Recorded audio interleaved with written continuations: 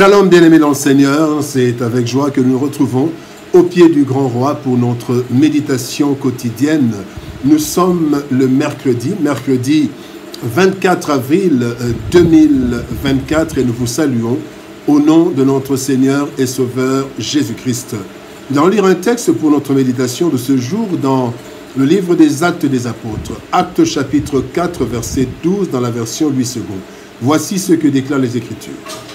Il n'y a de salut en aucun autre, car il n'y a sous le ciel aucun autre nom qui ait été donné parmi les hommes par lequel nous devions être sauvés. Aucun autre. Aucun autre, tel est le thème de notre méditation de ce mercredi 24 avril 2024. Bien-aimés dans le Seigneur, le salut est un besoin universel, multisectoriel et multidimensionnel.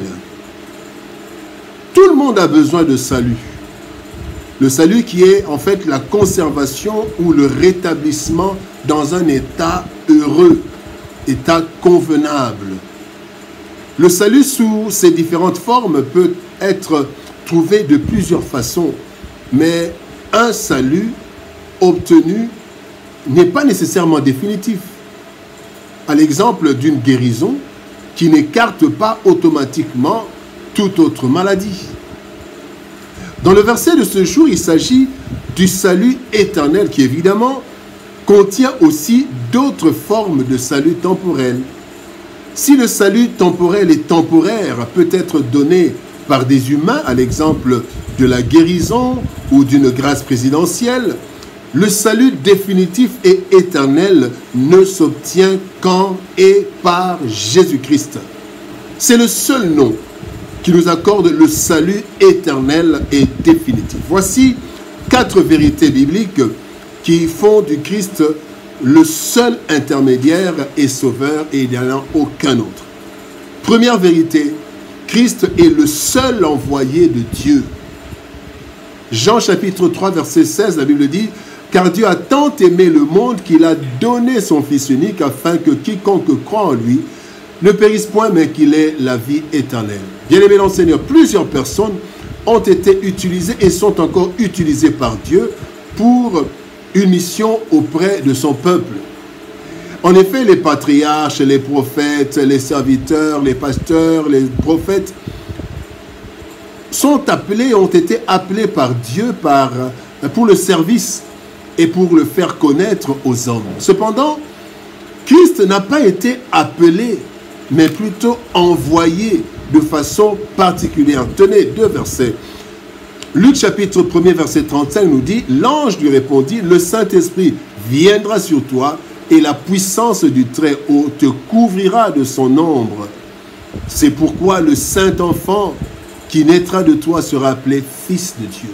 Le deuxième texte, Jean 16, 28, c'est Christ lui-même qui dit, il dit: je suis sorti du Père et je suis venu dans le monde, envoyé. Contrairement aux autres prophètes appelés et mandatés par Dieu, Christ est sorti du Père et il n'est venu sur la terre qu'avec une seule mission: sauver l'humanité. Le seul envoyé de façon particulière de Dieu. Deuxième vérité biblique, le seul sans péché. Christ est le seul sans péché. Dans Hébreux chapitre 4, verset 15, la Bible dit: car nous n'avons pas un souverain sacrificateur qui ne puisse compatir à nos faiblesses. Au contraire, il a été tenté comme nous en toutes choses sans commettre de péché. Il fallait, bien aimé, un sacrifice parfait pour satisfaire aux exigences divines. Comme nous voyons dans l'Ancien Testament.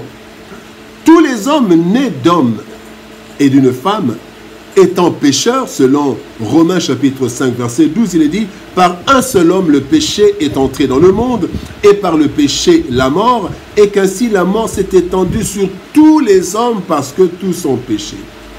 Eh bien, étant donné que tous les hommes sont nés pécheurs, pour le salut de l'humanité, un seul homme sans péché originel et n'ayant commis aucun péché pouvait apaiser la colère de Dieu. Et Christ est le seul sacrifice parfait, capable d'être accepté par Dieu, parce que né sans péché, ayant vécu sans péché. Il n'y en a aucun autre. Troisième vérité biblique, c'est que Jésus est le seul qui est mort pour tous. Romains 5, 8 nous dit, « Mais Dieu prouve son amour envers nous en ce que, lorsque nous étions encore des pécheurs, Christ est mort pour nous. »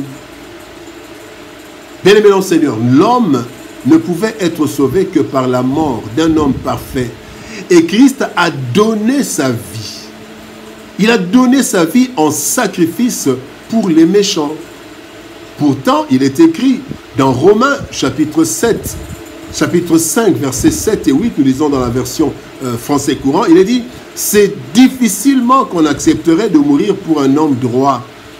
Quelqu'un aurait peut-être le courage de mourir pour un homme de bien. Mais Dieu nous a prouvé à quel point il nous aime. Le Christ est mort pour nous alors que nous étions encore pécheurs. Seul le Christ est mort pour toi, mon frère, pour toi, ma soeur, pour moi. Le seul qui a donné librement sa vie en sacrifice, c'est Jésus. Il n'a pas été tué, mais il s'est livré ainsi qu'il le déclare lui-même dans Jean chapitre 10, verset 18. Il dit, « Personne ne me l'ôte, personne ne m'ôte la vie, mais je la donne de moi-même. » Jésus a donné sa vie de façon libre parce que c'est le seul qui est mort pour tous. Le quatrième point, la quatrième vérité, c'est que Christ est le seul qui a traversé les cieux. Dans Hébreux chapitre 4, verset 14, il est dit, dans la version français courant, « Tenons donc fermement la foi que nous proclamons. Nous avons en effet un grand prêtre souverain qui est parvenu jusqu'en la présence même de Dieu. C'est Jésus, le Fils de Dieu. » Les souverains sacrificateurs entraient dans le lieu très saint pour plaider en faveur du peuple. Dans le lieu très saint, il y avait la représentation de la présence de Dieu. Mais Christ est entré une fois pour toutes, pas dans la représentation, mais dans la présence de Dieu, avec lui-même comme sacrifice parfait, et il a obtenu la rédemption éternelle, tel qu'il est écrit dans Hébreux chapitre 9, verset 12. Il est dit, il est entré une fois pour toutes dans le lieu très saint, non avec le sang des boucs et des veaux, mais avec son propre sang, ayant obtenu une rédemption éternelle. Aucun autre. Bien-aimé dans le Seigneur, si le salut temporaire et temporel peut s'obtenir de plusieurs façons et par l'intervention de différentes personnes, bien-aimés, le salut définitif et éternel ne s'obtient que par Jésus-Christ et en Jésus-Christ seul, aucun autre. C'est le seul qui a été envoyé par Dieu. C'est le seul qui a vécu sans péché. C'est le seul qui est mort pour nous. Et c'est le seul qui a traversé les cieux pour parvenir jusqu'au Père éternel. Quiconque l'invoque sincèrement est sûr de recevoir de lui un salut éternel que personne ne peut détourner. Jésus-Christ est le seul nom par lequel nous pouvons être sauvés. Prions. Éternel Père de gloire, merci. Merci de nous avoir donné Jésus. Tu l'as envoyé. Il n'est venu que pour notre salut. Merci Seigneur de gloire d'avoir envoyé ton Fils qui est sorti de toi. Merci parce que c'est en lui que nous avons la rédemption. Car il est le seul à avoir vécu sans péché, être né sans péché, le seul qui est mort pour nous et le seul qui a traversé les cieux jusqu'à t'atteindre, toi, son Père. Merci pour cette œuvre de salut.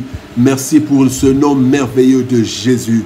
Seigneur, aide-nous à toujours savoir que Jésus est le nom du salut. Et en Jésus et par Jésus, nous sommes sauvés, pas pour un temps, mais pour tout le temps. Éternellement.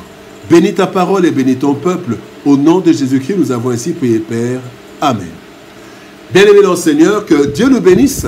Shalom, au revoir, et par la grâce de Dieu, nous nous retrouvons demain pour une nouvelle méditation au pied du grand roi. Shalom, au revoir et à demain.